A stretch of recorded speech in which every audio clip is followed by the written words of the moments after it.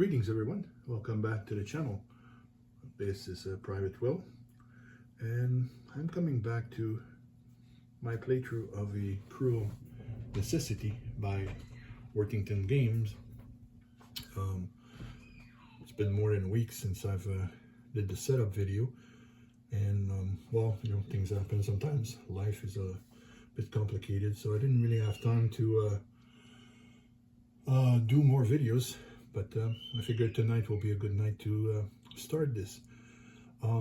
Before I start the game, I wanted to say, first I set up the camera on the tripod on the side here, and that's going to help me move things a little bit and also zoom in a little easier for the game playing.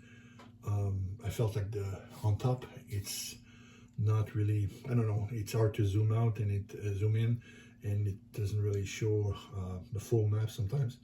You kind of miss certain things, so I figured I'll try this on the side, see if it does a better job than overhead. Also, before I started the playing, I wanted to say I've noticed a little bit earlier this week that I actually had now over 50 subscribers. Thank you very much for all of you who subscribe and watching the videos. It's very appreciated.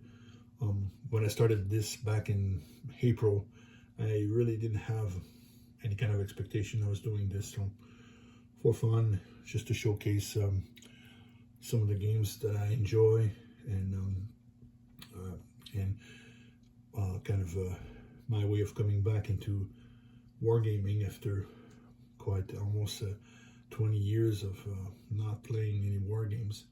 So it was just no expectation. I was just gonna do this for fun, and if people enjoy watching the videos, it's great. No, I certainly won't complain. So thanks for all of you who subscribe and watch the channel. Hopefully we'll be able to keep going with this, and that I'll make videos that are interesting for you to see and watch, and feature some games that you maybe never heard of before. So everything is ready. For today, I'm just going to play a few cards. I'll see how many cards I can play. For this, what I've noticed for games like this, when it's everything is propelled by cards, I've seen some other playthrough of different games, not necessarily this one, but other games where cards are extremely important. They kind of drive everything that happens. A lot of times the players, they don't read the card completely, and some of the things are missed out.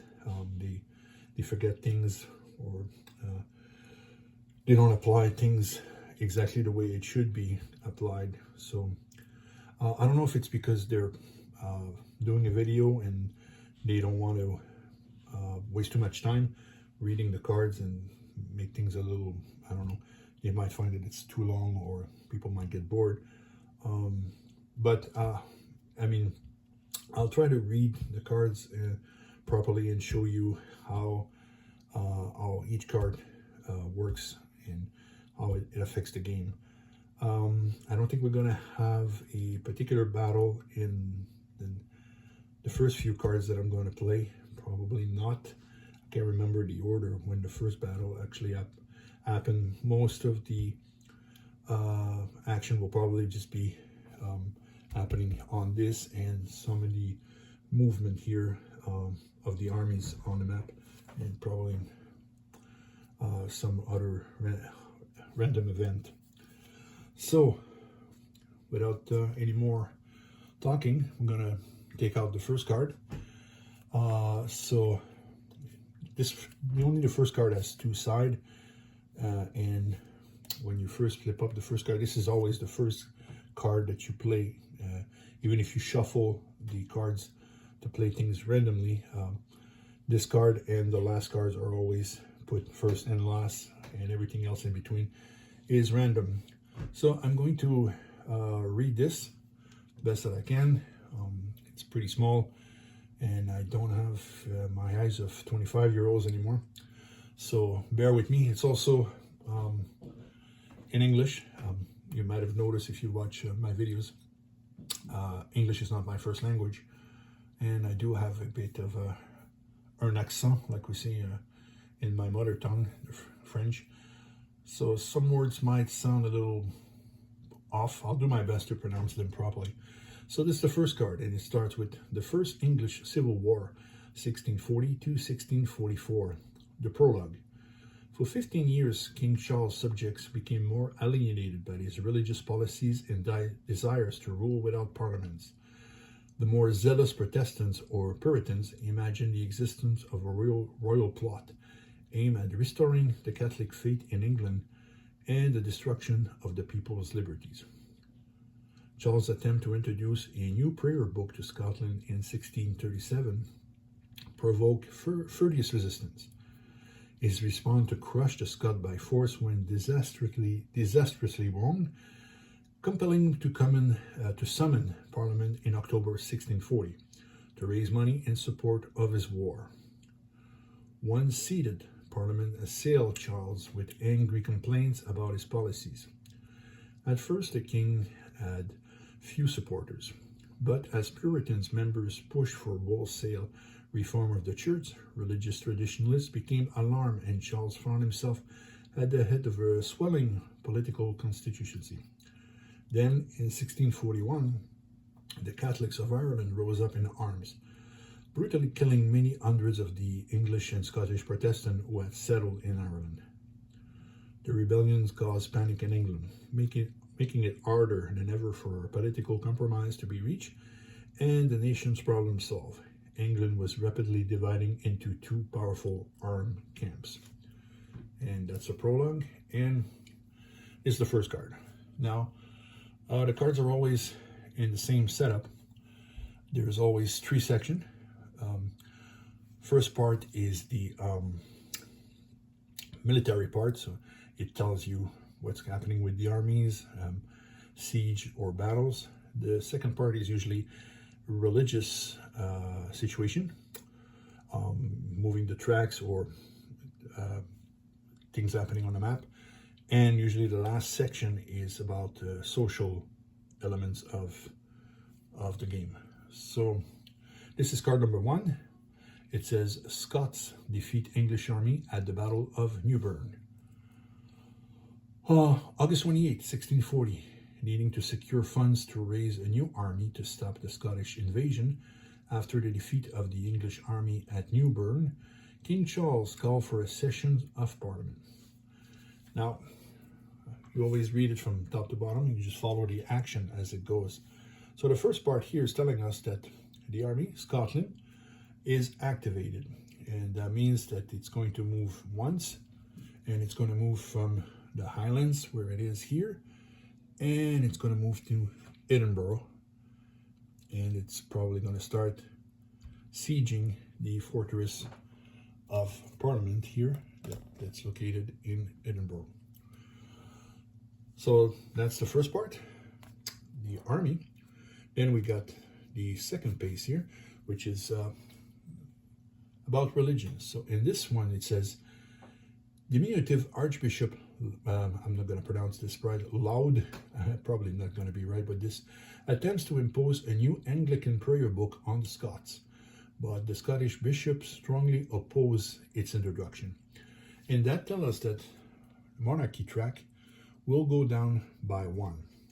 So it's located over here, and it's at 4 currently, and it's going to go down to 4 and section D. Now, you never want to have all your different tokens here at F, which is basically where you end up losing the game if you do that. So you want to make sure that you can control that as best as possible.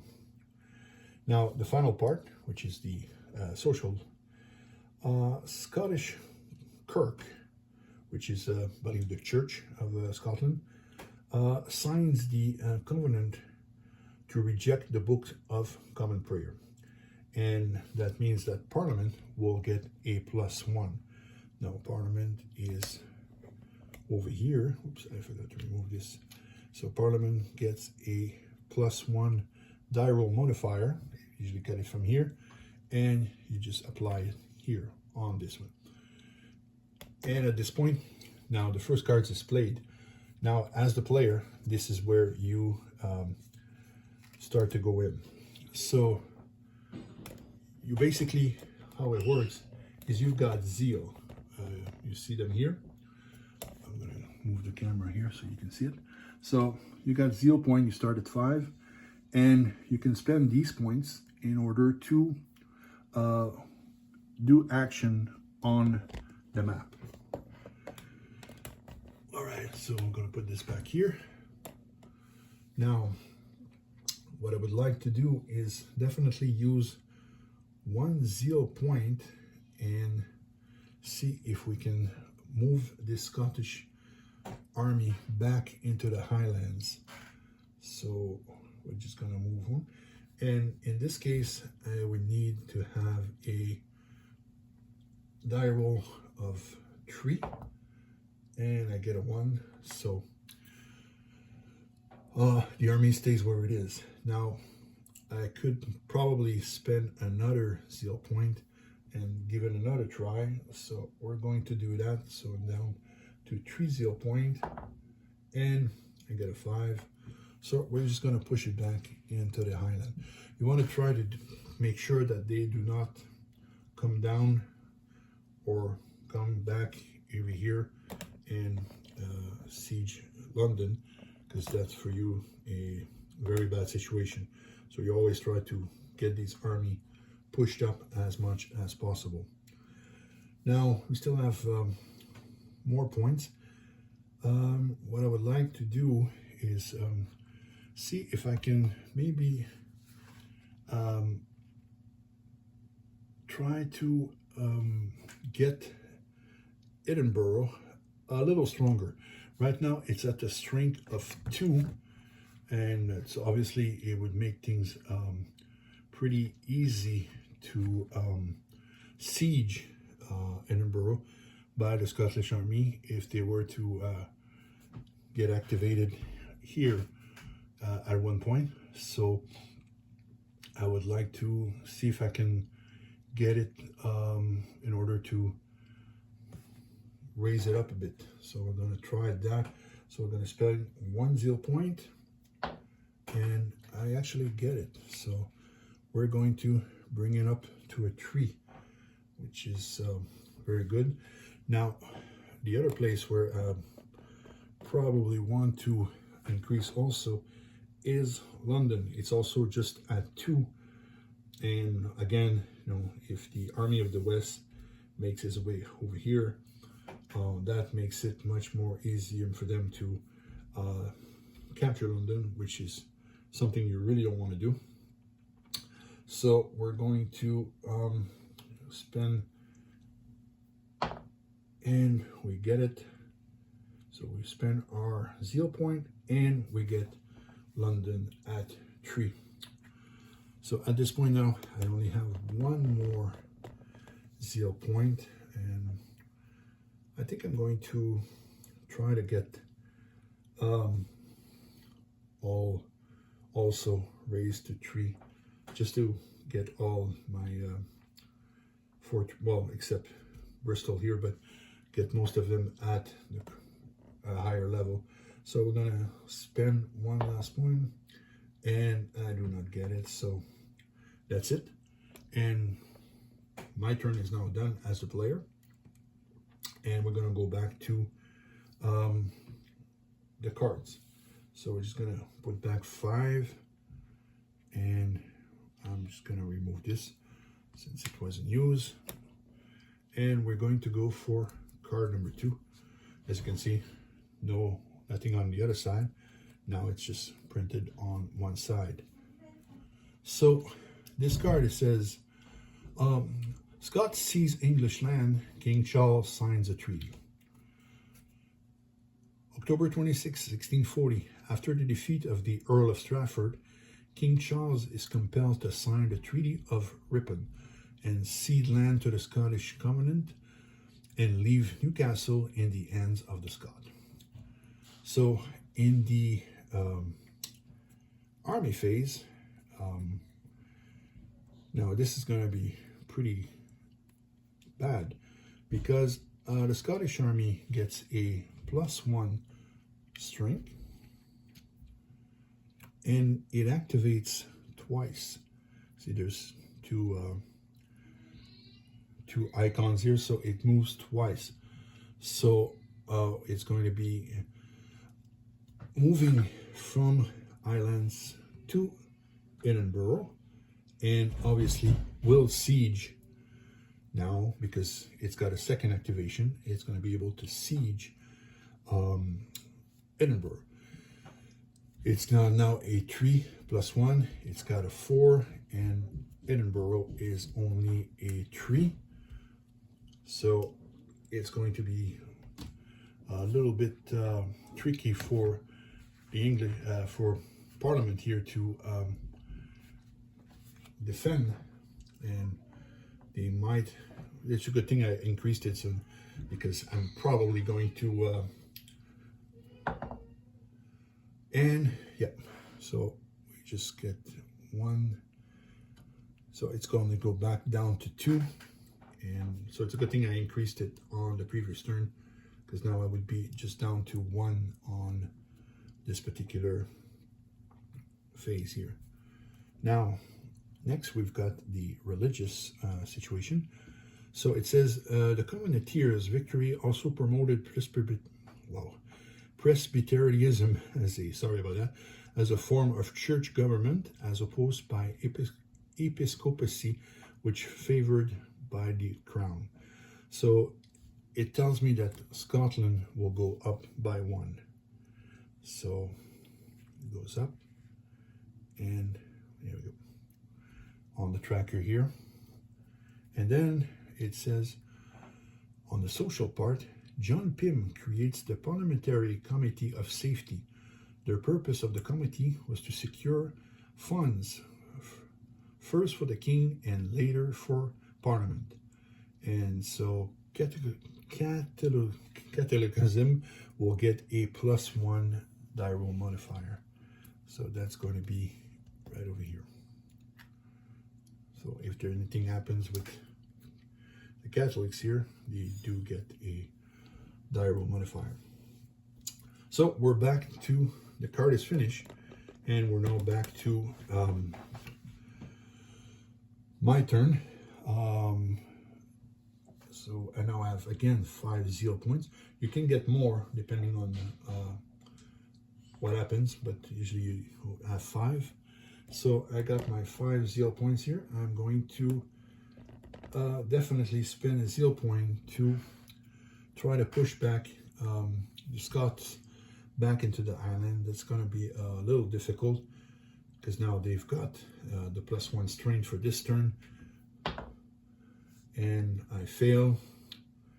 I'm going to spend another zeal point and try again, and I do not get it again. So now another one. I really need to push them back, hopefully, and I actually do. All right.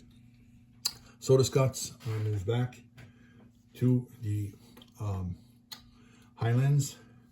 Now I got 2 more zeal points. I'm going to retry to get Edinburgh back on number 3. I fail. Now I was going to use my last one to try to raise London again, but I'm going to go back to Edinburgh, and unfortunately I fail again. No more zeal point. So there we go. So that's 2 cards done, and you get an idea of how you play this game solo. The card creates some events, and you then respond by using your zeal points in order to try to push them back or change things on the track here. So this has been going on for 20 minutes. So I'm going to stop here for now. So I did manage to do 2 cards. I was hoping to do maybe 2 or 3 or 4, but I talk too much sometimes. I don't want to make this too long. So That gives you an idea of how it works. I'll come back with more cards on the next one, and hopefully I don't think we get a battle for a while, unfortunately, since the cards are in order. So we'll see what happens, and maybe there'll be more things happening on the track here, which is going to let me do a bit more things. So there you have it. Hopefully you'll join me for the next one of A Cruel Necessity by Worthington Game. So if you played this game and if you know anything about it, leave a comment. If you played it, if you enjoyed it, leave a like also for the video if you wish. And if you haven't subscribed, you're watching this for the first time, please do so. Until next time, this is Private Will, and stay safe, everyone.